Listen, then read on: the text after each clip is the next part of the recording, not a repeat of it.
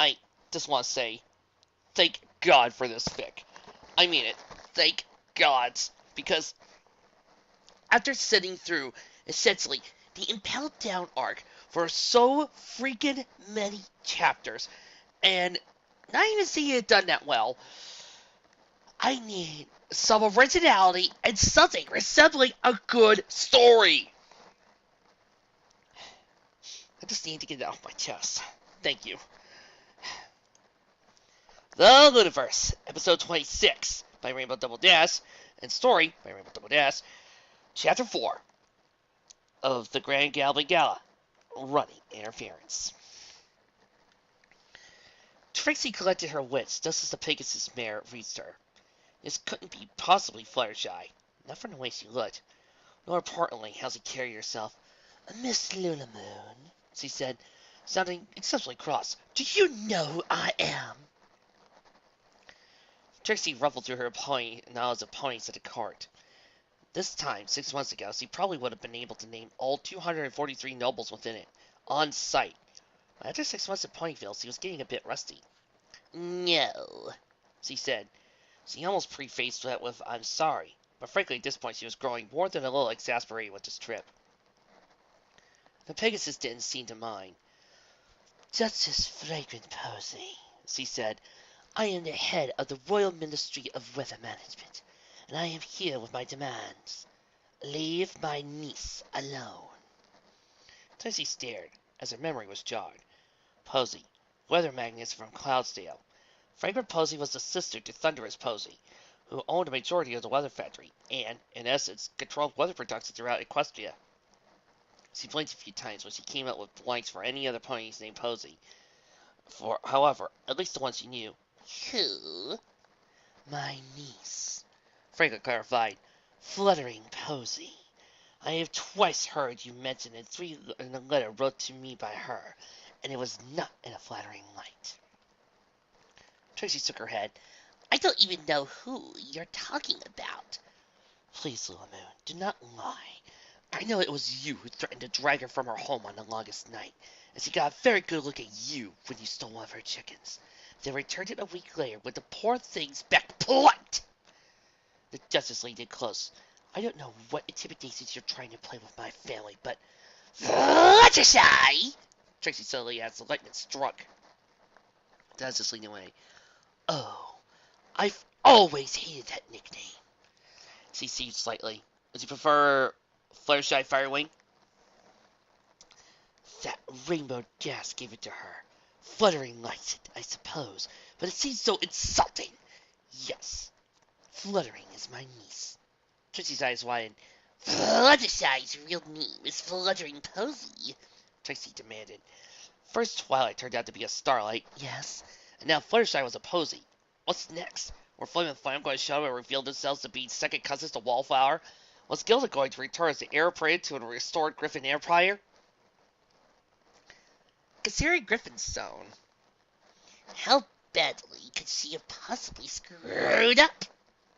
Frank glared at Trixie. "Indeed," she said, looking Trixie up and down. "So please, Miss Lunamoon, Fluttering detests tonight's court and wants nothing to do with it. Leave her alone, or I'm afraid I will have to take steps to protect my family."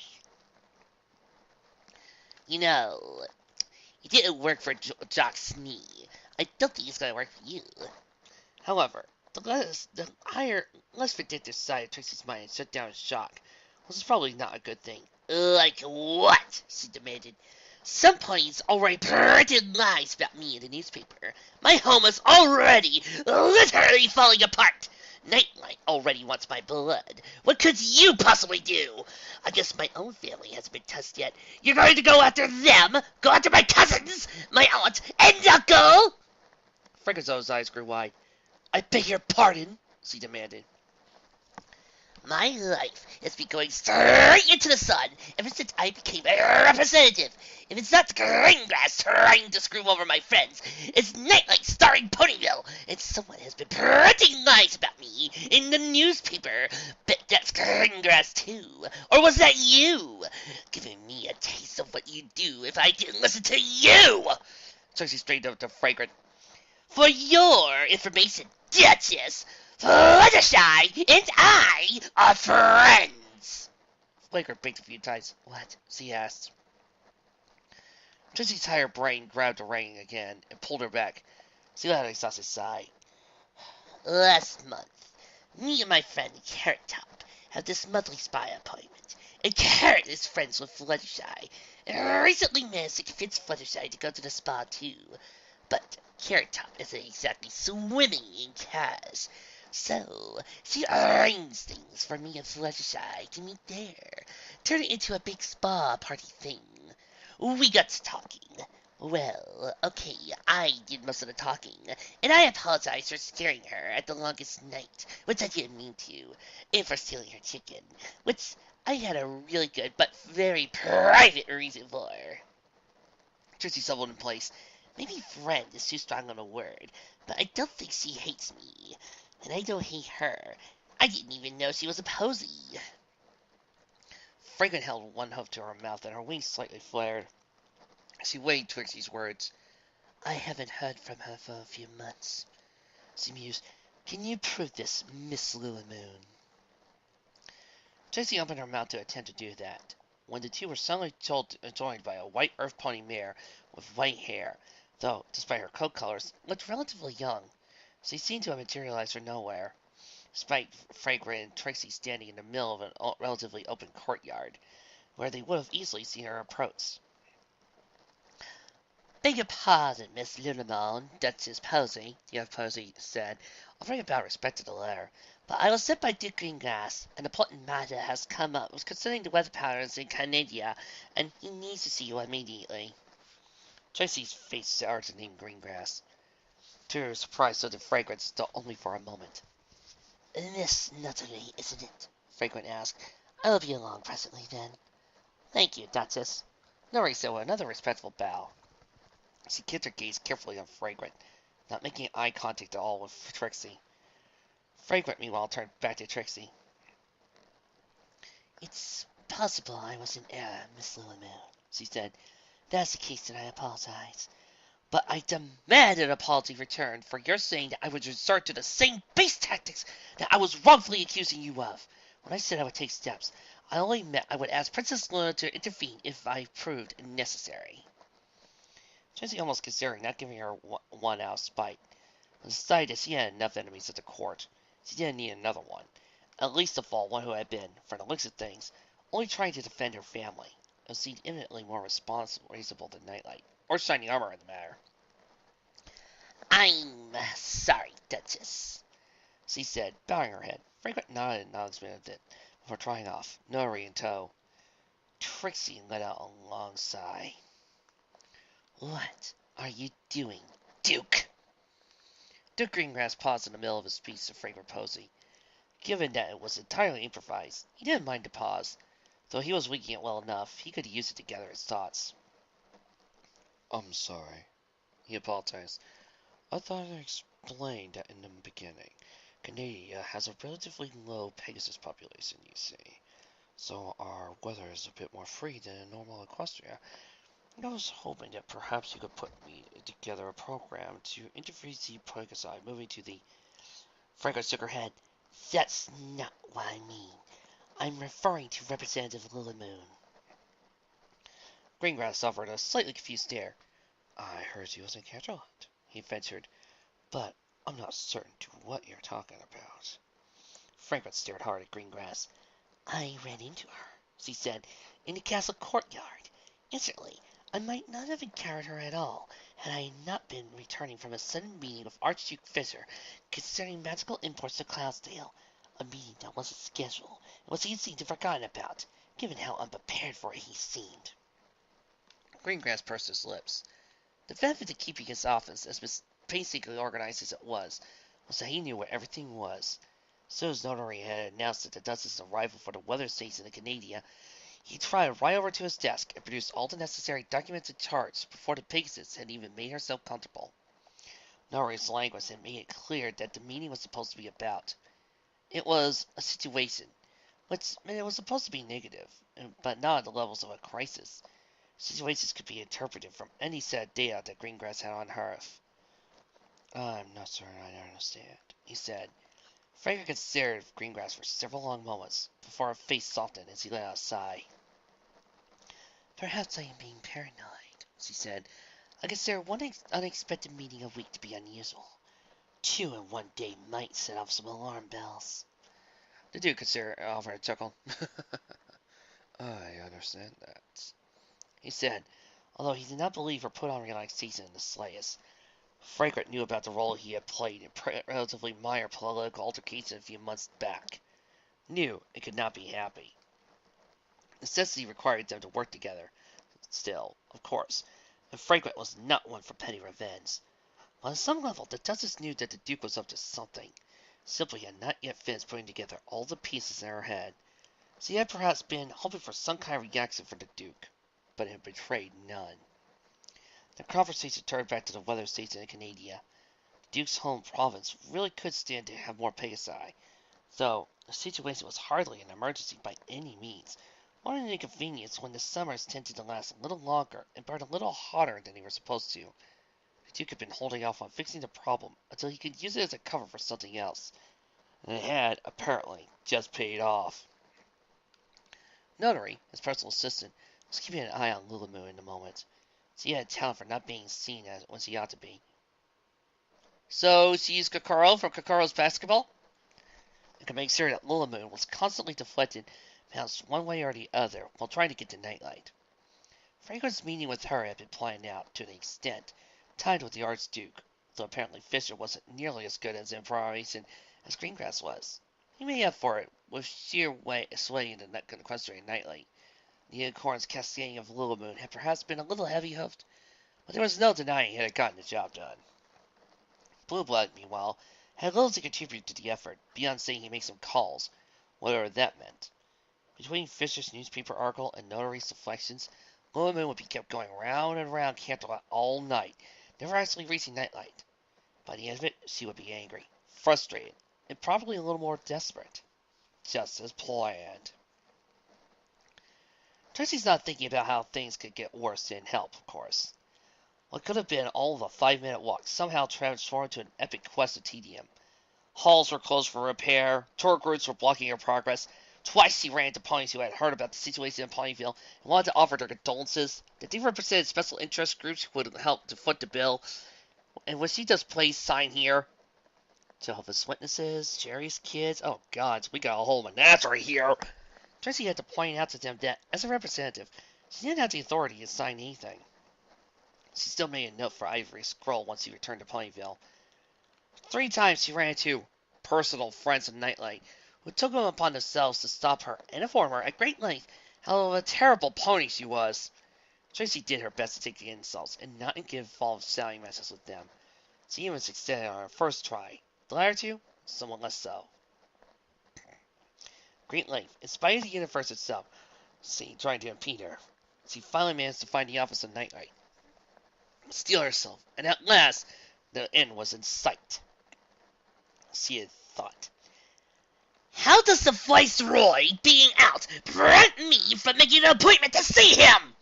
Trixie demanded of the Grey Unicorn stallion that served as the Viceroy's assistant.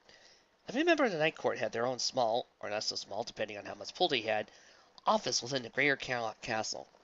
This was really more like a small settlement in and of itself, with a dozen satellite structures clustered around the castle proper. Nightlight's office appeared to be roughly the size of a modest apartment. From what little of it Trixie could see in its foyer, where the Grey Unicorn was sitting behind a desk overloaded with paperwork. His mane was nearly black, while his key mark was obscured by the desk he sat behind. The Unicorn sighed.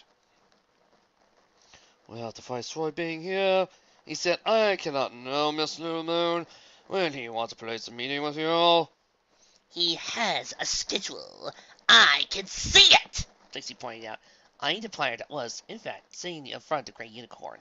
He has to have open slots in it for unexpected meetings. Her eyes narrowed. I can see those, too. The Grey Unicorn made no effort to conceal the player.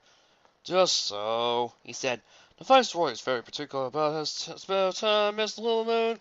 There's nothing I can do. Trixie glared at the Unicorn. The Unicorn stared back, though not particularly maliciously.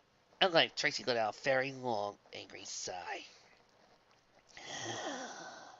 Fine, Trixie hissed. Her horn glowed. She telekinetically grabbed a clip from the unicorn's desk, as well as a sheet of paper. She scribbled down a note, folded it in half, and passed it to the unicorn. Please see it to the Viceroy gets this. Of course, Mr. Moon. Trixie sighed again, stopping in front of the office. After she had, the great unicorn stood up, walked to the door of the office, taking down its slave.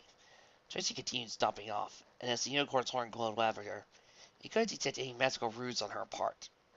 The unicorn unfolded a sheet of paper, reading it. The Viceroy Nightlight. I am here on behalf of the town of Ponyville to officially request from the Royal Emergency Management Ministry. I would like to meet with you at your earliest convenience. I will be stopping by tomorrow at 1 o'clock in order to arrange a meeting. On a personal note, I swear to the stars that I did not say that things that Equestrian Nightly printed. I do not know who quoted me as saying that, and I would like to once again apologize for the part I played in the Ursa Minor incident some months ago. Please, do not let an entire town suffer from my mistakes. Trixie, the Night Court representative of Ponyville. Oh, poor dear. The unicorn said softly. You're trying so hard, aren't you? The unicorn then tried to a nearby closet, opened it, and telekinetically hefted out an unconscious unicorn, which was identical to him in every single way save cutie mark. For the unconscious unicorn had an hourglass cutie mark, while the one whose horn glowed had the cutie mark of a black envelope. The unconscious unicorn was propped up behind a desk, made to look like he had simply fallen asleep, rather than put to sleep with a creative application of magic. Not being on the job. The unconscious unicorn nodded, patting him on the head a few times, then returning to the closet and grabbing the cloak, sliding it inside. And not a good way to get ahead in life. The great unicorn left the office of Nightlight at that, smiling as he made a way to the back to the agreed-on meeting place before dropping his disguise, his coat becoming white, mane purple, and his performance of the scenes more in line with that of a mare than a stallion. Was this as well? Even with her disguise being only an illusion, Sasay never felt entirely comfortable disguising herself as a stallion. The meeting room was another one of the small side rooms in Canterlot. This particular one had a window that overlooked the courtyard, and by extension the city beyond. There was always a white-coated, blonde-maned unicorn waiting for Sasay as he answered. Done, she said simply, holding forward the note that Trixie left behind. Vice Scout Prince Blueblood smiled brightly. Excellent, he said as he took the note and read over it. He winced. Here's to prove an embarrassment for Little Moon when she shows up tomorrow. He snorted. Sasay was agreed. It was part of why she agreed to take this job on such short notice in the first place. A chance to get a personal stab at Trixie. In her line of work, blackmail, mostly though moonlighting and extortion, spying in a case of larceny, personal vendettas were usually seen as an unnecessary risk. Then again, whoever came up with that rule had to never deal with Trixie or Little Moon. It's a good thing that Trixie showed up. Sasay noted Blue Blood. I thought that Greengrass's crony was running interference and would stop her. Not that I complain about getting a free meal, mind. Speaking of... Blue Blood noted, reaching into his jacket and producing Sasay's fee from his side pocket. A bar of solid platinum, worth several thousand bits. I had a feeling, Blue Blood noted. Sasay suspected it was much more likely to be luck. Good for Blue Blood, bad for Trixie, rather than any skill on Blue Blood's part. His key mark of a compass rose did success. He had special talent related to direction. So it was just inside the realm of possibility that he had in fact knew that Trixie would be able to make her way to her destination. Possible that was, one didn't know anything about Blue Blood. Sasay elected to merely slide the platinum bar into her clip pocket. It was wonderfully weighty, just a nod at Blue Blood's assertion. Scare of luck, he had been right, and Sasay had been paid. That was all that mattered. Pleasure doing business with you, she said, turning and leaving. Duke Greengrass pursed his lips, looking up from the abrupt draft of an incessant Canadian immigration incentive bill. His memory fails to explain what had happened after several hours of writing interference. Despite her best efforts, and they were, in fact, quite impressive, Hanori had managed to arrange pretty much everything but a war breaking out to keep Trixie from Nightlight. Trixie had gotten to Nightlight's office, but it turned out it didn't matter. Blue Blood had hired Zane again, and ultimately, in a matter of speaking, saved the day. That is an unexpected amount of foresight on Blue Blood's part, Greengrass noted. He got back to his conversation earlier with Blue Blood and Fisher. Blue Blood had never particularly agreed with Fisher concerning magic and curses, and had seemingly surprisingly well informed about the Ponyville situation, more so than Fisher in any event. I suspect I may have underestimated the Vice Count. Nori noted that. I doubt that, sir.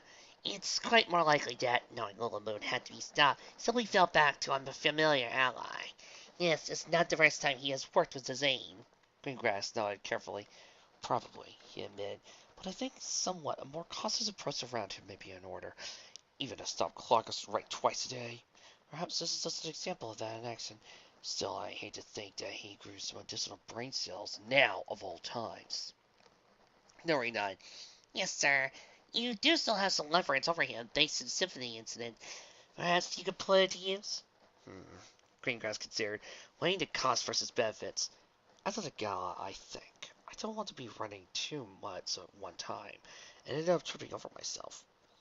Isolating Lula Moon and bringing her and the elements over to Fisher, Blueblood and I, is the priority right now. Nori nodded again. Yes, sir. Where's Lula Moon now? Getting a hotel. Her old room is undergoing maintenance. That wasn't me, sir. It's part of her regular maintenance schedule. I rented a room next to hers for Bear to keep an eye on her. Greengrass frowned at that. Bear was one of his bodyguards alongside Ox. Their names were well earned. A little heavy, don't you think? I told him to watch her, and I'd like to come to get me if he leaves. Given the nature of this operation, I felt that trust was more important than not being noticeable. Greengrass considered that for a moment, then nodded. Grateful he had hired more than just dumb muscle to be his personal bodyguards. Valid point. Notary, excellent job today. Notary. Trixie felt more than a little guilty. Getting a hotel room when at least a quarter of all the beds in Ponyville were unusable. But the simple fact of the matter was, Canterlot moved according to a different pace from Ponyville, which did not have the nocturnal tendencies of Canterlot. So he wasn't used to staying up all night. It didn't help that he had caught the earliest train to the city, either. Naturally, sleep would not come as her mind went over the day's events. Between the train station, the newspaper, shining armor, writing to Franklin, the dozens of problems he had just trying to reach Nightlight, then ultimately all having been for nothing. She was too depressed to sleep, and her mind too active. It was too much of a coincidence. Somebody was actually out to get her, manipulating events to keep her from Nightlight. But who? As near as Trixie could tell, there was only really two possibilities on that front. The first was Nightlight himself, doing everything in his power to avoid Trixie. Such vindictiveness seemed more than possible from the Viceroy. But then again, the sheer effort seemed unlikely. If Nightlight hadn't wanted to see Trixie, he could simply not see her. He was a Viceroy, and she was just a representative, and not even from a major city like Manhattan or Philadelphia. There left only one real possibility. Duke Greengrass. The Duke had been trying to gain control of the elements for months now. First by trying to manipulate Lyra, then Carrot Top, into situations where he would or otherwise be at the mercy of Greengrass. Only Ponyville needed aid when it seemed like a silver platter to him. A chance to apply pressure to Trixie rather than to her friends. Trixie had nothing. No friends in Night Court, no acquaintances, nobody who owed her favors. All she could do was keep at it, trying to see a Nightlight.